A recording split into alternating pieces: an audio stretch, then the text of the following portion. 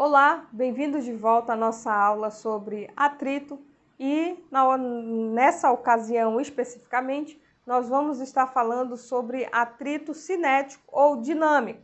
Cinético vem de movimento e dinâmico vem de uma força sendo aplicada e provocando um movimento, tá?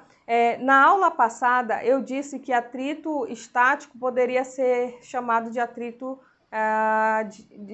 cinético, o que não é verdade, tá? Foi só um equívoco em termos, a nível de termos, já que acabei confundindo ali, trocando os termos, tá? É o atrito cinético que pode ser chamado de atrito dinâmico, mas é só essa a correção. Então, voltando para cá, o atrito cinético eu chamei de FC, tá? F minúsculo, C é igual, é o que eu chamei de atrito dinâmico. Então, o atrito cinético ou atrito dinâmico, ele vai se opor ao movimento. Quando é que o atrito cinético ele vai começar? Ele vai começar quando o objeto começar a entrar em movimento. Quando o objeto começa a entrar em movimento, o atrito estático para e começa o novo, que é o atrito dinâmico. Atrito estático para, começa o atrito dinâmico. Essa força ela sempre vai ser no sentido oposto ao da força. Então, se eu estou aplicando a força para cá, o atrito cinético vai aplicar a força para lá. Se eu estou aplicando a força para lá, o atrito cinético vai ser aplicado com a força para o outro lado, sempre para lados opostos. Então, eu tenho que a força de atrito cinético é igual a um μc, que é característica microscópica da matéria, vezes Fn, que é a força normal que existe entre as superfícies. Eu já expliquei isso também na aula anterior. Então, a magnitude do atrito cinético é proporcional à área microscópica, que é a área de interação. Então, quanto mais rugosa, se você tem uma área lisa, quanto mais lisinha a sua área, menos rugosidade você vai ter. Quanto mais rugosa for a sua área, perceba que mais rugosidade vai ter e cada pedacinho vai ter que se encaixar, e esse tipo de movimento ele é a área microscópica de contato e a intensidade das forças que pressionam essas superfícies. Então, além dessa área de contato, eu tenho a pressão com a qual eu vou estar fazendo com que exista essa força normal.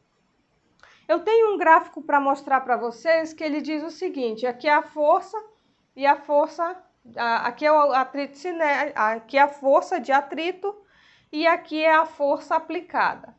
Então, eu vou aplicando força, aplicando força, e o objeto não vai se mover. O objeto começa a se movimentar quando ele chega bem aqui, que esse é justamente o atrito cinético máximo. Esse atrito cinético é o atrito estático máximo, tá? Desculpe. O atrito estático máximo é igual ao atrito, ao μe, vezes a força normal. Então, esse atrito estático, ele é maior do que o atrito cinético. Perceba que demorou muito para entrar em movimento. Quando começou a entrar em movimento, o atrito cinético entra agora em questão, e o atrito cinético, por mais que tenha a mesma fórmula, mas ele é menor do que o atrito, deixa eu mostrar aqui para vocês. Então, eu tenho aqui o atrito máximo, do atrito estático máximo, e bem aqui eu tenho o atrito cinético.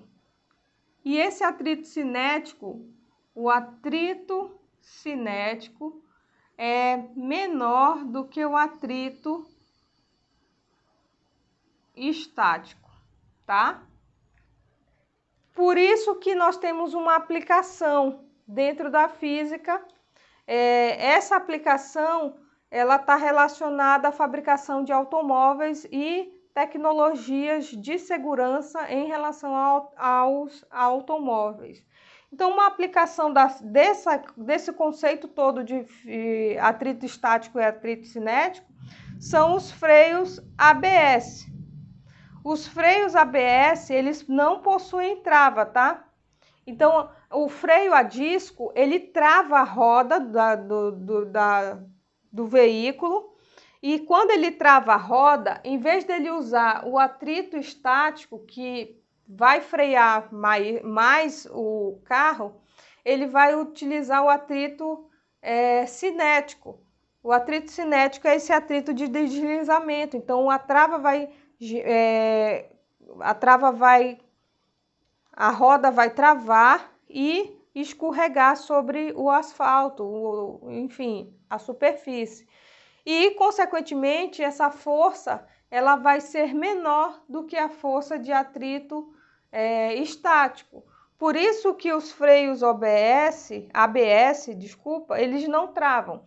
Eles possuem um movimento mínimo, mas a roda continua girando, tá? E para poder utilizar esse pedacinho aqui, ó, em que a força de atrito estático é maior. Então, se ele usa essa força de atrito estático maior, ele diminui o tempo de frenagem. Então, o tempo que você tinha para frear com a roda deslizando vai ser menor, porque agora a sua roda não vai travar e deslizar. A sua roda, né, é complicado. A roda do seu veículo vai continuar rotacionando com uma certa velocidade minimamente calculada para que seja aproveitado esse atrito estático, tá? Atrito estático. Eu peço desculpas a vocês por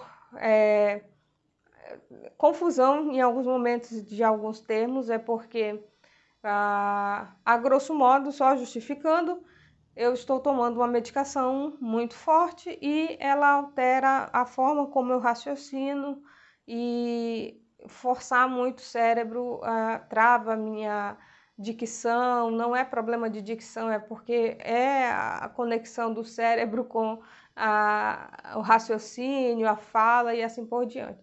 Mas sempre que ocorreu algum erro, eu corrigi na sequência, é só você prestar atenção e ficar tudo certo. Eu agradeço, peço desculpas e espero que aproveitem a aula na medida do possível.